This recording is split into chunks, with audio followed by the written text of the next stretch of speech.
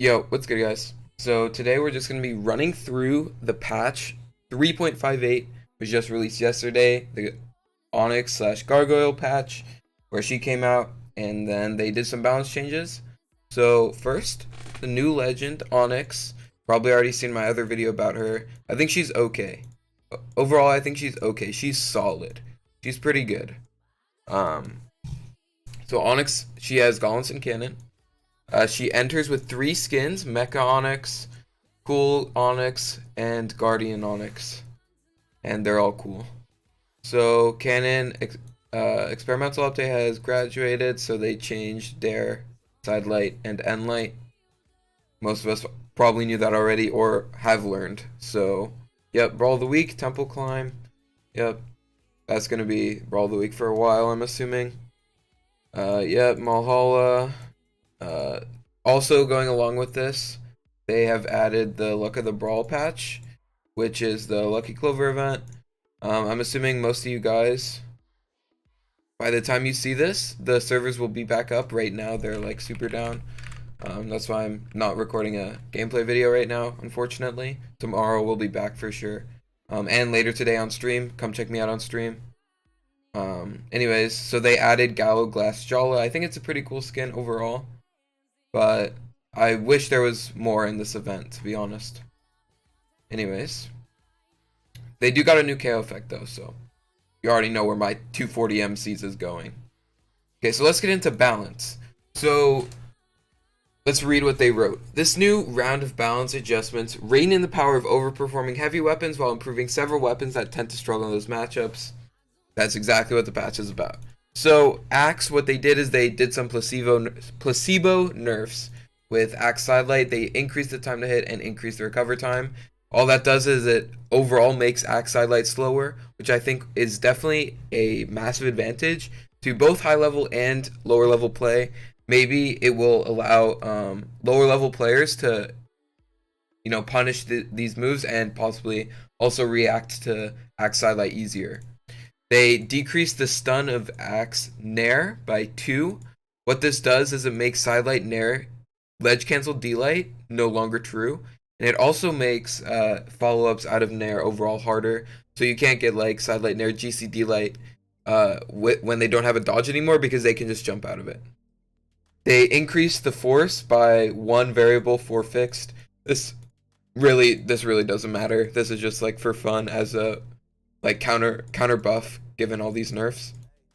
And then they decreased the force of down air by a lot by reverting it to around where it was when they first changed Axe Dare to have that little grounded swing. This decreases the potency of Axe off stage because it makes it harder to get Gimps as easy. I think overall these are solid nerfs to Axe. And definitely, I think Axe might be in a really good spot right now, balance-wise. But obviously, it's day 1. But overall, day 2 really. But these changes look good. Blaster's down air. So what they did is they made it so that Gundare is easier to follow up from at all health points because the angle of knockback is now slightly more vertical. And as a counter nerf, they just decreased the damage of Gundare by 1. This is a much needed quality of life change for guns. It's not going to bring me back to playing them, but I think this is moving in the right direction for guns. So the cannon update, what they did is they made Endlight slower and have a different hitbox. They made cannon sidelight have basically like a lot of force now, which makes it very, very difficult to follow up. And then they made Cannon Dare like a blast. Overall, like the cannon changes are really bad, I think. Balance wise, I think for all intents and purposes, like it's more like a cannon now for sure. But cannon is like really weak because you used to be able to get like follow-ups out of sidelight when they don't have a dodge, but now it hits them too far away. So you can basically never follow up out of cannon sidelight unless you get the sweet spot, which I'm really not a fan of. But I don't know. I think we're gonna need some more time. We're gonna need some top players to test out the cannon. We'll see. Overall, my first impression is that this is a nerf to Cannon overall, and Cannon was already kind of underperforming. So let's move on to Gauntlets. What they did is they moved the damage from the beginning of Sidelight to the end of Sidelight. This just makes it so that if you hit like the last bit of Sidelight, you get, instead of like 3 damage, you get like 8 damage. So it's a pretty good change overall. It doesn't change the damage overall of the move. I think that's just a good quality of life change that I'd love to see more of. Gauntless Recovery, they increased the stun from 22 to 26. What this does is it makes it so that you can't just get hit by like an unarmed move or like a guitar move after hitting Gauntlet Recovery, because it used to be that you hit Gauntlet Recovery and it wouldn't have enough stun, and then you'd get hit 100% of the time after hitting Gauntlet Recovery, which was really, really bad. And then that increased force from a range of 45 fixed, 48 to 35 variable to a range of 50 fixed, 50 to 40 variable. What that does is that is to help with the Gauntlet Recovery stun buff, by sending them farther overall. And then it looks like a lot, but really they're increasing it by 5 fixed, and really they're increasing it by 2 variable at the highest force. So really it's just not it's a solid like placebo buff to assist with this this stun buff. What they did to Hammer is they just decreased the damage on Nair and Enlight. It makes sense. The moves are both super fast, or in Hammer Nair's case, it covers so much. So it makes sense to me why they would nerf that. Solid nerf. Probably not enough to take Hammer out of the meta or even move it at all, but maybe it'll lighten the load for people who really hate Hammer. So Lance, what they did is they increased damage on Sidelight and decreased damage on D-Light, and then they also decreased the stun on D-Light. So what this does is it makes D-Light into Enlight no longer true on Vrax, and it makes it 2 frames on all the other characters. It's a really solid nerf that needed to happen. D-Light Enlight was so oppressive. Yes, I'm a big fan of that nerf. Rocket Lance, neutral air, decreased stun from range of 33 to 28 to 31 to 26. What this does is it makes Nair into jump. So if you reverse the Nair, right, you do the little swing, and you hit the last hit of the swing over here, you can get true combos into SIGs. This was pre-patch. What this does is it makes it so that that never happens. And it also removes that last swing, right? You hit this point of the Lance Nair, you can no longer true combo it into jumps there or recovery. So it just lightens the load for how much, how easily you could randomly get like kill options on Lance, considering how safe Lance Nair is. So super solid nerf. The whole theme of this patch really is placebo weapon nerfs, like very, very slight weapon nerfs and buffs, and then they're just hitting all of the SIG true combos. Pretty good. And then Lancer, they increase the cover time on miss by 2 fixed. Doesn't really matter. Scythe Enlight increased stun from a range of 20 to 16 to a range of 21 to 17. Just makes Enlight recovery not jumpable at this 21 range, so that's solid. It's just a quality of life change. Spear, they're shifting power from Nair to recovery, so they're increasing the time. They're increasing startup and recovery time by 1, and decreasing the damage from 16 to 15. And then as a counter to that, they made D-Light into recovery on Spear True by decreasing the startup by 1. Which I think is a good shift of power, because I think Spear Nair was the cornerstone of the kit, so yeah. And then these are just unarmed nerfs. This unarmed Dare will make, it'll make Dare Gimps much harder, and cost you a lot more Dares. Like, it'll take a lot more Dares to actually get a Gimp with unarmed Dare, as opposed to just like one random high force Dare. So this super good change, people have been asking this for a long time. This unarmed Enlight change will make unarmed Enlight into dash sidelight less prevalent, because it'll be a lot harder to hit given how much higher the fixed force is. And then they're trying to nerf unarmed Sarah, but that move is like pretty much unnerfable, I feel like. Cassidy, she got a Blaster's decreased force by 4 variable and increased minimum charge time. This makes D-Light into Ensig no longer true on Cassidy. And then they increased recover time for Cassidy's side sig, because that sig was totally broken. Dusk, they increased the force on his side spear. Definitely needed. That sig was really bad. Jala and Sig increased startup by 1. That's also a anti-Sigtru combo because you could D-Light into Ensig on Jala. And then they decreased the damage on down Sig on Sword by 3. That doesn't really do much, but it's nice to see that they're trying because that Sig is so broken, like so broken.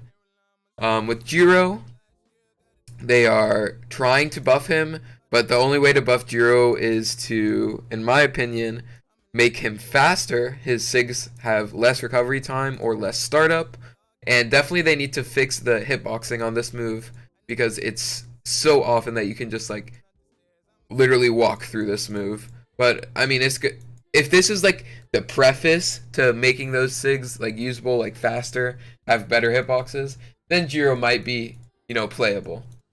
But let's not get our hopes up on that one. Let's be real.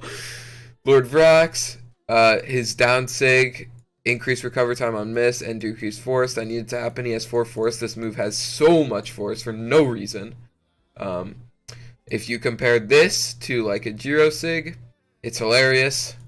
Especially pre-patch. 68 fixed, 61 variable. This was 50 fixed, 51 variable. That's insane. And then they increased the startup for Lord Vrax. Gun and Sig, that's anti Sig through combo. Like Jala, like Casti, like Lansnare. Orion, what they did is they decreased the force from 70 fixed, 53 variable, 66 fixed, 50 variable. It doesn't really matter. This doesn't really change how like spammable these moves are.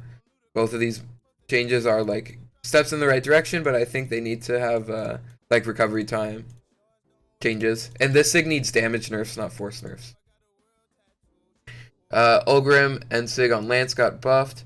Definitely needed. I mean, that Sig was terrible, so it's a good change. Vector somehow still getting buffs, even though he's one of the best characters in the game right now. This honestly might push him into just being picked competitively. I might personally pick up Vector. He's so like honestly good right now. So his side bow got less recovery time. Obviously Bow's main weakness, right, being that it's hard to kill. So having Sigs that are spammable is insane with Bow. And then they also decreased the recovery time of Lance and Sig on the ground. So that's pretty good. Pretty random Vector buffs. I think they're just buffing him until he gets picked competitively, similar to like Orion. So we'll just wait until that happens, I guess. And then they hard nerfed Volkov. His D-Sig got super hit. Increased recovery time on miss from 10 to 15. That is a 50% increase. And they increased cooldown on miss from 18 to 21.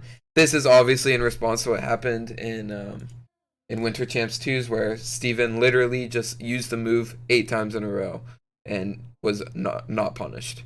And then they also decreased the maximum vertical and rear threat coverage. This is lowering the hitbox basically of the Volkov neutral scythe.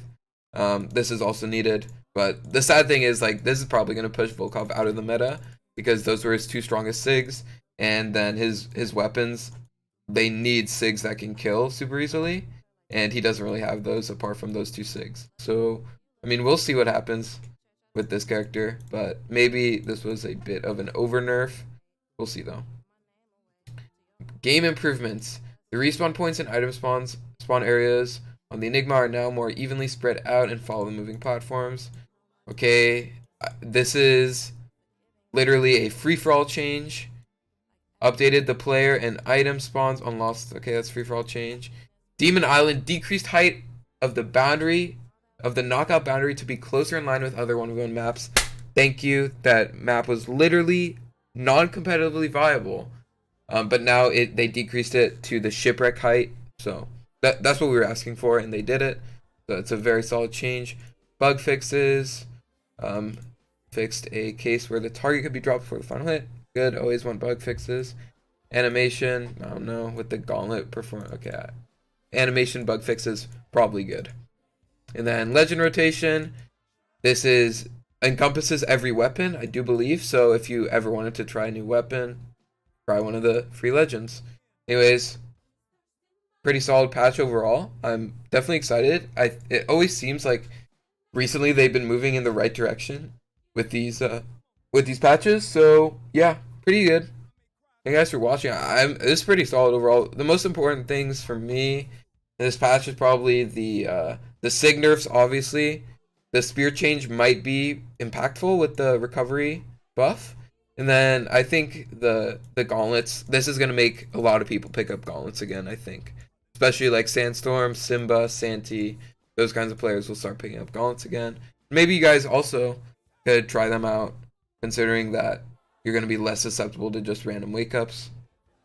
But yeah, thank you guys for watching. Come check me out, possibly live on Twitch right now as you're watching this, if the Brawlhalla servers are back up, which they are not as I'm finishing this recording, but we'll see. Follow me on Twitter. Peace out. By the way, if you made it to this point in the video, comment XD583, because everyone who comments on my videos literally never watches until the end, and it tilts me. So, yep, catch you guys on the flip. Peace out.